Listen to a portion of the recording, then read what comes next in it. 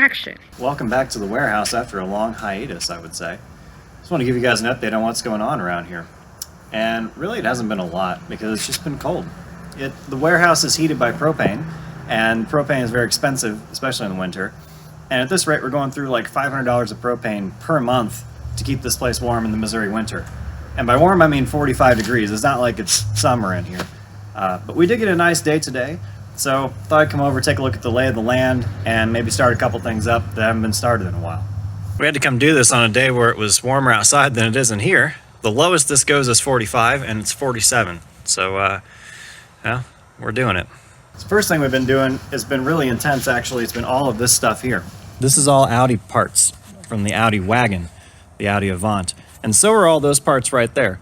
So I moved the shelves that used to be over here. I got myself a tool chest, which is really exciting, really f***ing cool. Do not steal it. This is where it is, but don't steal it. Cursed. I cursed. Oh, shit. These are all Audi Avant parts. Everything you see in this shot, with the exception of a couple things back here and the stuff on the wall, all the things on the ground are Audi Avant parts. Jed did an incredible job of collecting damn near every part on Earth for this car. You could probably build another Avant out of these parts. But I'm trying to go through them because, well, they're not really labeled all that well. Some of the things are in boxes that have nothing to do with parts. And we're just going through them, seeing what's what, seeing what's worth keeping, and maybe what can go back out into the community to help other people keep theirs on the road. We got a couple other things to get from this area, but soon this will all be like tools, chemicals, that sort of thing. We'll put a pegboard up somewhere and kind of get it rolling. That stuff is all from the Audi that I parted out a couple of years ago. Need to put it all in a box. Yeah, there's always something to do. Katie says that I'm just obsessed with organization. It's not even about cars anymore. It's just about OCD running amok. Having something to organize. Having something to keep my hands busy. She might be right. The Audi A4 needs a power steering rack, and also one of the pressure lines has burst, and you can see that from what's underneath it. But the main thing keeping it parked is it needs a fan speed controller, which is hardwired into the radiator harness, which is right on the front of the car. You have to pull the whole front of the car off, and then pull the radiator, pull the condenser, and then you have to rewire a new controller. I don't want to do any of that. The Corvette is parked because it's crap. This is the best way to put it. It just has problem after problem. Now it's got a front caliper that's stuck. I actually have forgotten about this car to the extent that I forgot I bought this caliper twice, and I went to buy it again, only to find out I'd already bought it. It's over here. It doesn't run very well anyway. I'm starting to run out of reasons why, so we'll figure that out. Picked up a bicycle project recently. If you're into bikes, you know, that's a Raleigh 3-speed hub, 1960s or early 70s. That's a pretty neat bike. What else we got? Toyota Corolla. Nope. Not a Corolla. It's not a Corolla. Because it's actually a because it's a Tercel. There you That's go. what it is. So the Tercel, actually best running car in here, runs and drives. It just leaks everything. So it's just puking out radiator fluid. The guy, bless his heart, the kid tried to do the water pump, and I think he just didn't seal it up right. So it's leaking radiator fluid. It's leaking oil. But it does start every time. The Ford Fiesta is, well, running and driving. We took it to a car show before the weather got cold. That was pretty cool. People seemed to like it. We also dropped it off the trailer by accident, which was, you know, something we don't want to do all the time. But anyway, the Fiesta runs and drives up to about 35 miles an hour. And then I think there's so much crap just up in the filter in the tank that the strainer is clogged and it doesn't want to go any faster than that. Also, I have no idea what kind of fuel pressure that pump is delivering that I put on there. I just don't know. So maybe it's flooding it out. Anyway, we'll figure that out soon. But we'll probably need to drop the tank to do it. The Audi Avant, the Audi 200 Avant, 1989. This is not a 20-valve car. It's a 10-valve car, but it is a 5-cylinder turbo, 5-speed quattro Avant. Pretty darn cool. It needs a couple of oil lines and the alternator. And that's it. It shows you how busy I've been. That's the bumper off the Honda in front of it. This Honda This is a Honda N600 that is now my dad's Honda N600. For the winter, we've just been focused on trying to find parts, and everything from just literally getting a tail light all the way to getting engine parts is really hard to do. So much so that we've shifted our focus from having the original engine in the car, which would have been kind of slow anyway, to swapping an engine out of this. This is a 1980s Honda CB650. It is a really good running riding bike. It looks really good in pictures, but if you get a little closer, somebody repainted the tank, the side covers are cracked and they're not correct. So it's actually a good candidate to be taken apart and to have its engine put in here. Now that is a level of fabrication that I have no idea what I'm doing on, so more to come on that, but that is the plan. Dad has been polishing up a lot of the chrome components. The grill, we actually found another grill locally, a guy named Chris, really nice guy. He happened to have a grill off one of these things, so Dad took some time, and as he does, really good job of polishing things and getting them to look perfect. And they do look a lot better than they did before. There's the bumper, the overriders rather. And then he painted the inside of the bumper silver, and he polished the outside of the bumper, getting rid of all of the rust. So I think the back bumper is going to be next. And then we're just going to, we might 3D print some taillights. I'm not really sure. You can't get parts for these, and if you do, you got to pay what somebody wants. It was not a very expensive car, of course, to begin with, so my dad and I, we can't really bring ourselves to spend, 5 times the amount of the car on parts. So we're just taking our time.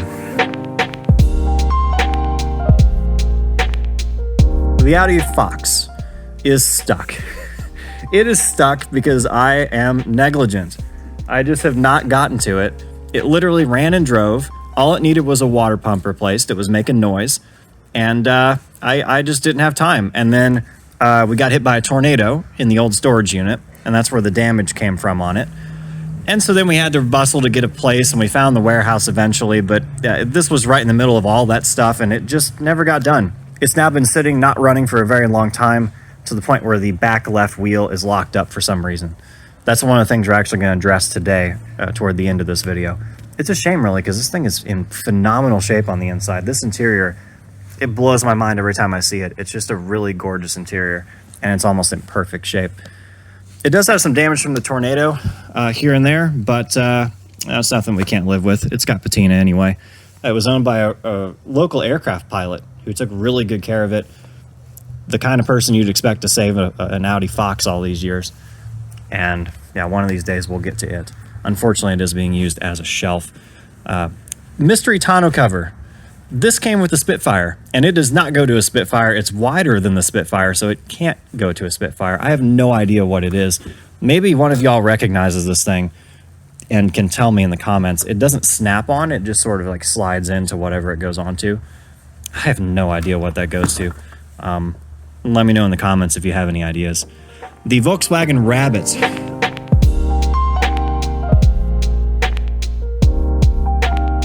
...1979 Rabbit, built in Germany, 1.5 diesel, 5-speed manual. It, well, obviously is missing an engine. I kind of infamously drove this car from Oregon in 2017. And ever since then, I've been trying to piece together an engine out of whatever I can find on Craigslist. I don't know. I drove to Nebraska to get an engine for it. And then when I got home, started looking at that engine. I don't know. I'm not a person of means, but for like $3,500, you can get a fully remanufactured long block and then just bolt everything onto it. And that's starting to sound like a better and better idea if I want this thing to be reliable. Because you can go through any number of just like old rusty Craigslist 1.6s, or you can just do it right. And if you're a Volkswagen person, you're probably saying, do a what is it, a 1Z swap? Do a modern TDI swap. I certainly could do that. That's a level of like wiring and commitment that I'm not sure I want to put into a project right now. So we're keeping our eye out, raising funds. Until then, it's a rust-free car, so it's not like it's rusting away, and it's just kind of sitting here. Is that everything? The BMW, I'll make a separate video on that. The Spitfire is actually doing really well. It's got some miles on it over Christmas. That was fun. Kind of takes a minute to go through everything, doesn't it? I have decided that we're going to box and label some of this stuff. So I'm moving up to bins.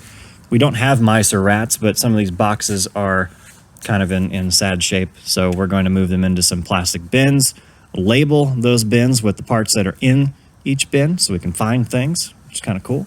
Jed got me good, though. He put this, I'm assuming he put this prop money in there at the bottom of a box, and he had me going for a second. I thought I was rich.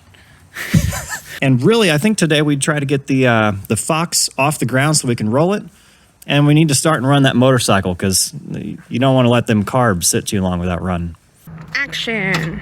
Koya's on truck duty today. I showed this to somebody. I'm actually selling my recumbent, which is kind of a fun thing. So that was shown today, and I had to pick up some pedals. And then we've got Harbor Freight Special car dollies, one pair. I bought another pair, but they're $60 a pair, so I prefer not to use the other pair. If we don't have to use the other pair, we'll just use this pair. All right, let's see what we got here.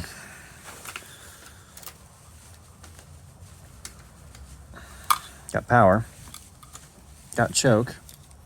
Got a lot of power.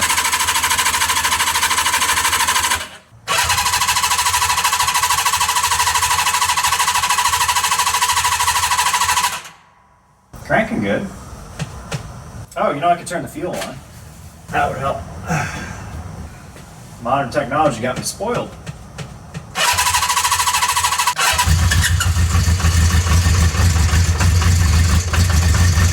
Easy as pie.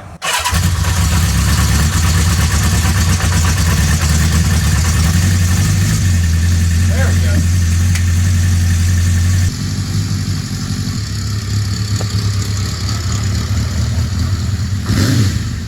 I want to ride it. You just get some like platforms. Really high heels. I don't even need them. Just do this every time you come to a stoplight, you know? Yeah. There you go. That's all I have to do. Never lean to the right. Exactly. You gotta rev it now. Okay, how do I do that? Just twist.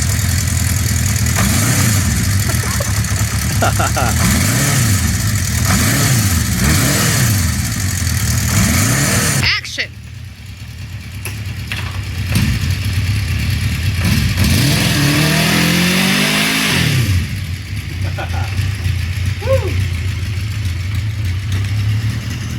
Action. It's a really good motor. I mean, I think it should be enough to power the Honda. That Honda. I guess we'll find out though. Next up. Been sitting for what is it? 6 months, something like that? It's been a while. Where's the key? There's the key. Let's say 6 months. It's probably been 6 months since it started out.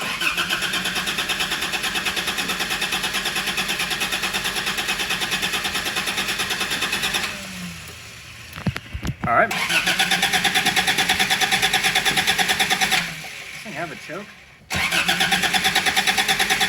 Actually, the best running car in here, runs and drives. It does start every time.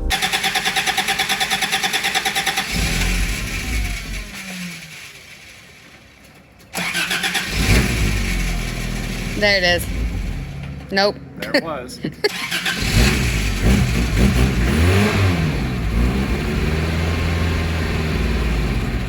There's a knock there. That shouldn't be there. Got some kind of fuel delivery situation going here. Best running car in here. Does it have gas? I don't know. It has a gas gauge, and it does say it's nearly half a tank. Maybe it's just having a weird day. Maybe we let it sit for a few. We'll let it ponder that for a while, and we'll go on to the next one. What's the next one? Ford. Awesome.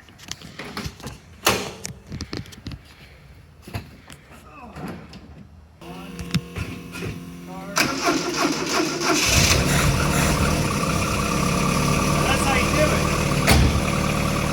it. Best running car in here.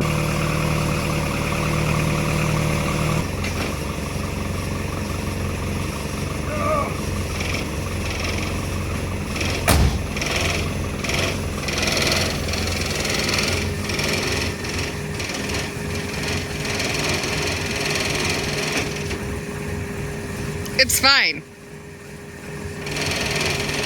Well, that's right. Let's try to start the Volkswagen. Anything? No, no, nothing. Truly nothing. Huh. Weird. Maybe it just needs a woman's touch. Or maybe it's refusing to be upstaged by a Ford. But will it stay running? No. It's just not flowing fuel for some reason. No, when you press the accelerator, it's like dangly. But it did that whether I press the accelerator or not. No accelerator and just see what happens. See, it dies anyway. I don't know. That's the thing for another day. We do have a box fan going, so we're not just suffocating in here. We can't start it because I don't have the thermostat hooked up. So it would just peak radiator fluid everywhere. Cute. Otherwise, it was a running car. So I guess maybe one day. But on the other hand, is there any reason why we can't try and start this? Except I don't have any idea where the battery is. Well, that would be a reason why it wouldn't start.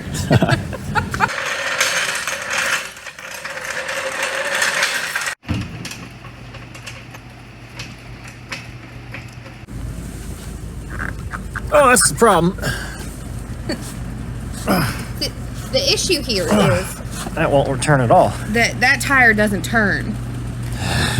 That's right. Master mechanic right here. Action. And now the car should roll, right? It should. Let me go push on it. Neutral. It's got a flat.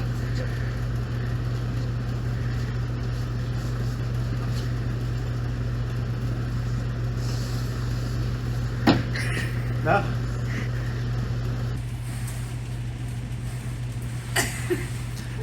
Well, it moved a little. It's probably just because of flat tires at this point. Well, we tried both pushing on it and it will roll. So I guess that's solved. The reason we need to do this is because that light is burned out. And the only way to get up there is to either use a cherry picker or like a 30-foot ladder. And actually that light is burned out as well. So we're gonna need to move everything. And we're gonna be installing fans in here to help with the cooling situation. We're gonna install fans on the ceiling. The upstairs, up on the mezzanine, I put a thermostat up there and it actually gets like 15 degrees warmer at the top of the ceiling. I've heard people who work in big shops describe it as turning on a heater if you turn on the fans and bring all that heat down to the floor. So what we're gonna do is we're gonna put a fan right there and we're gonna put a fan right there, not today, another day, but that will eventually involve moving all of this.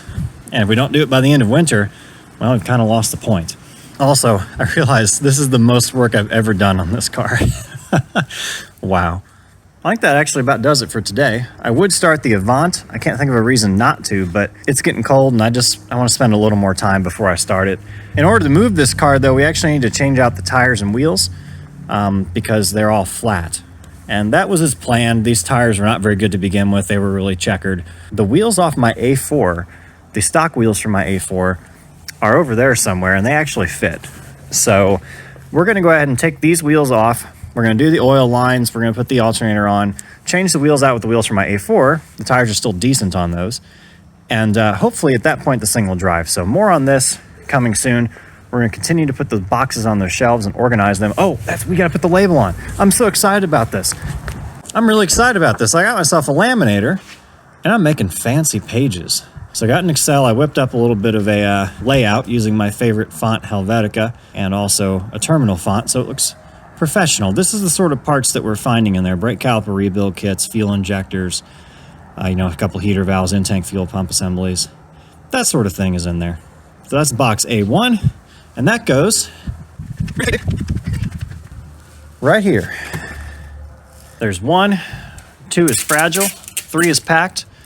I'm not going to go through some of these that are really sturdy. I don't really have time this winter. Hopefully this spring we'll go through them. You want it like that?